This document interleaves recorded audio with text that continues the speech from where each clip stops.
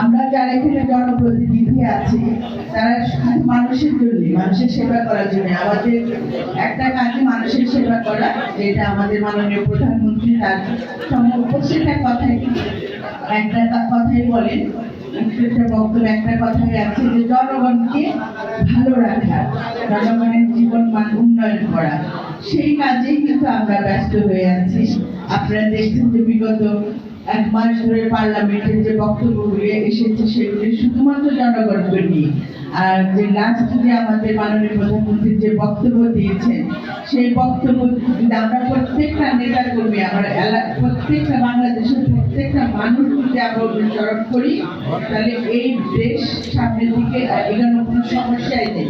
আমি মনে করি আমরা যার যার অবস্থান থেকে আমাদের সবার উচিত আমাদের মাননীয় প্রধানমন্ত্রীর কথাগুলো অনুসরণ করা এবং সেভাবে নিজেদের সবাইকে গড়ে তোলা। কারণ আমরা দীর্ঘ 17 বছর পরে একটা স্বাধীনতার স্বাদ পাচ্ছি, গণতান্ত্রিক সরকারের অধীনে এখন আমরা কথা বলার সুযোগ পাচ্ছি। সেই সুযোগটা আমাদের কাজে লাগাতে হবে সবাইকে। পাশাপাশি আমাদের এটাও মনে রাখতে হবে, আমাদের আবার অতীত ইতিহাস ভুলে গেলেও চলবে না। অতীত ইতিহাসে দুঃশাসনের কথা, তারপরে এই যে গভর্নমেন্ট আসলে 1.5 বছর থাকলো, তারা তো কিছুই করে দিতে পারেনি। 1.5 বছর তারা কোনো কাজই করে যায় না, যে একটা কাজও বলতে পারবে না যে তারা জনগণের জন্য ভালো কাজটা করে দিয়েছে।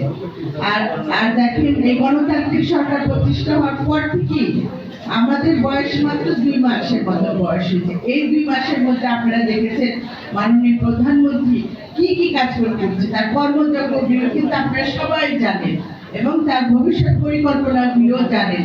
যে এখন দেখেন যে যেখানে এখন গ্রাজুয়েশন